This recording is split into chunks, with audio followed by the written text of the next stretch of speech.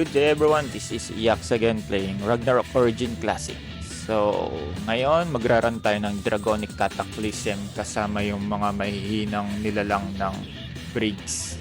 Kasi mga malakas na player ng Briggs Guild. So, si Haseo, Delirium, si Juju, Maki, then si Valerica daw ng Samahan na Guild, and then si Machami, si Ash, Pachi, at saka si Boss Minty. So, since ako daw yung magtatank sa stage 1 and 3, so sinet up ko yung Guardian as mga Divine Armament ko to Guardian's Regents. Kasi it gives me M def and P def as well as the magic reduction and magic defense set. So yeah, let's start our first stage of Dragonic Cataclysm. So first stage, dito, pepesto ako sa may bandang south side ng screen na maglulure ng ninja papunta dito sa side. And then, meron kaming tank, si Minty, which is on the right side ng screen. Dun sa boss, para kapag nag-skill siya, hindi affected yung mga DPS na nasa likod, which is sila yung mga hitters natin kapag lumabas yung shelter. Right there. And then, so yun yung important positioning natin. So, ako sa south. Then, kung yung tank na nasa kanya yung aggro sa right. And then, yung hitters natin sa likod for the shelters.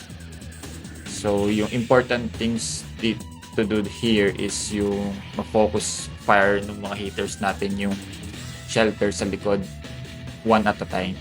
So, kailangan one target lang sila para hindi tayo abutan ng explosion skill nila. So, ganun lang yung tips and guide dito sa first stage. So, madali lang siyang pakinggan pero kailangan talaga focus yung mga players natin sa mga nangyayari dyan sa first stage Dragonic Cataclysm natin. So, paulit-ulit lang hanggang sa matapos yung stage natin. So, para maging smooth yung run, kabisaduhin nyo yung ganitong setup. Madali lang. So, hindi na kami nangailangan pa ng tank dahil yung isa naming player is medyo makunat siya. May sniper. Yan.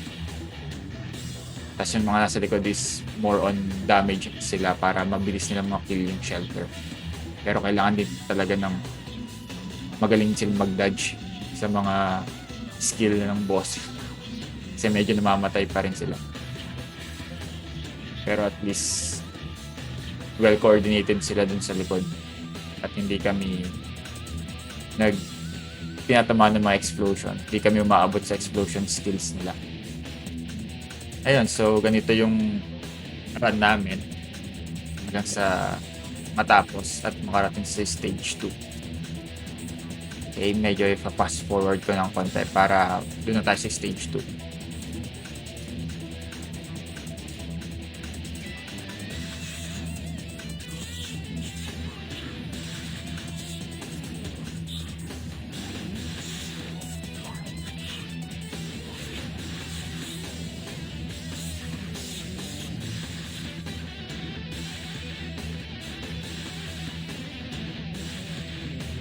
So, sa second stage, same setup pa rin.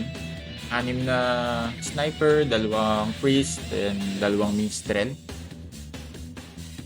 Una, lure yung boss sa taas. Tapos iwas lang sa damage sa AoE. Tapos dikit-dikit lang kayo kasi mag-i-skill siya nung burn. At para hindi kalat siya, kailangan ganun yung positioning nyo dito. Para medyo malawak pa yung iikutan natin sa map kapag sobrang dami ng apoy sa paligid. Yan. And then as a minstrel, medyo nagmamanual ako dito. Manual heal. And then cast ako nung puppet dance sa by Eternal Chaos. Para medyo may ambag tayo dun sa mga damage nila at mas mabilis makill yung mga DPS natin yung boss. So heal lang, puppet dance, and then Eternal Chaos.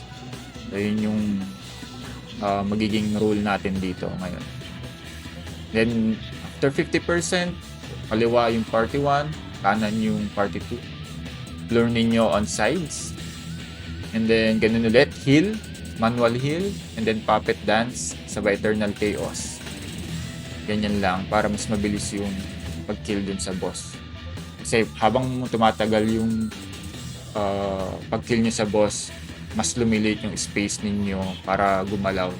Kasi sobrang dami na nung apoy sa paligid niyan pag sobrang tagal yung patayin niya. Ganun lang, paulit-ulit lang, lure and then banat. And then as a minstrel support, ganun lang. Manual heal, manual puppet dance, and then Eternal Chaos. Tapos sa priest, Lex lang. And then buff. Hanggang sa matapos, ganyan lang tayo. So, medyo madali lang, medyo mahirap. Ang challenging lang dito is yung positioning natin at kung saan natin ipe-place yung mga burn. So, kapag medyo mabagal naman yung DPS, maubusan kayo ng space. So, kailangan medyo patak din yung mga DPS ninyo. Yan. So, ikot-ikot lang. Hanggang matapos at makarating sa stage 3. So, fast forward.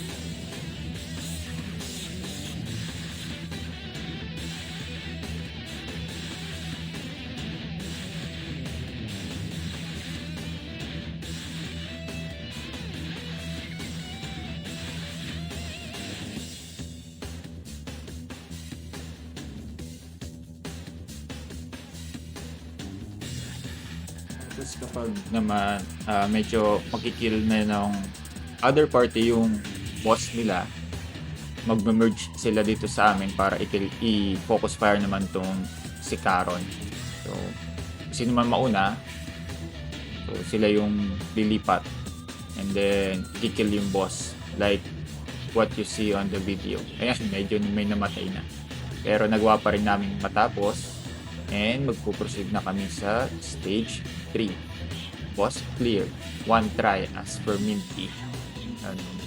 Dito naman si stage 3, kailangan may at least dalawa kayong makunat na members para sumalon nung orb.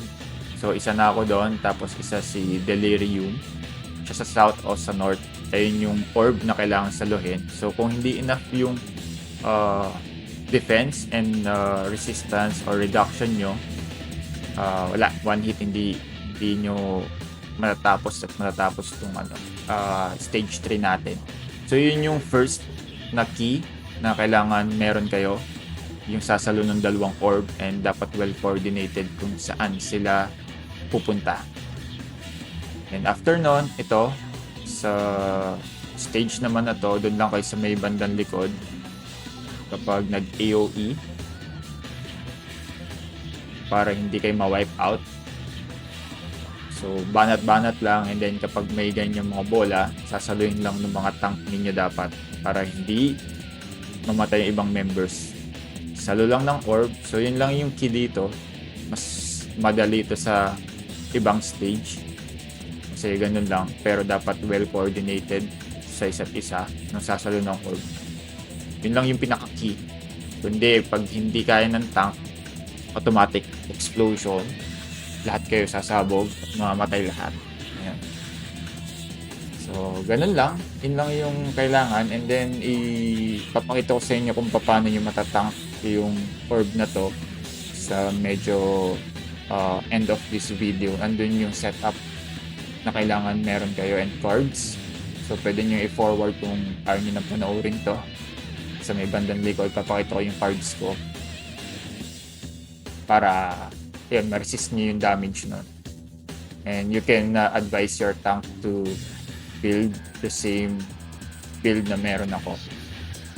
Ayan, so ganyan lang. And then, kapag nandiyan na kayo sa stage na yan, DPS lang, banat-banat. Tapos, AFK na. Don't move, just AFK, sabi nga ni Minty. Tapos kami lang yung sasalo ng mga bolang gumugulong. Don't move, no more mechanic. As per Minty. Ganun lang. Sana matapos nyo on next week kung hindi nyo pa na-experience matapos yung Dragon at Cataclysm. So, thank you for watching and yeah, tingnan nyo na lang yung build ko dun sa may bandang end of this video. Let's forward it now.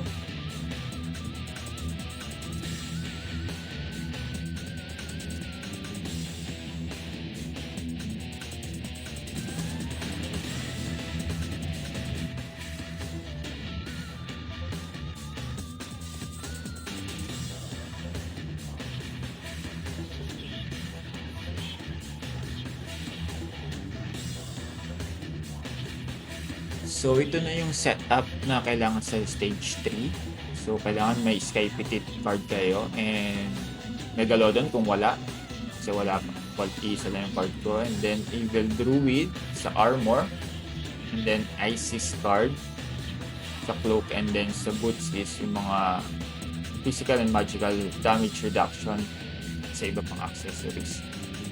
And then, sa Mouthwear, Angeline card for HP. And then, sa back is Drake yung meron sa akin and then Baphomet puppet cards. So, pwede rin kayo mag-build sa guild skill, increase HP and character defense. And then sa medals naman, yung heroism, wisdom, then sa gratitude and loyalty, as well as yung charm, saka yung tempest. Yan. Then, pwede rin sa Astro Core kayo mag-build kung bitin.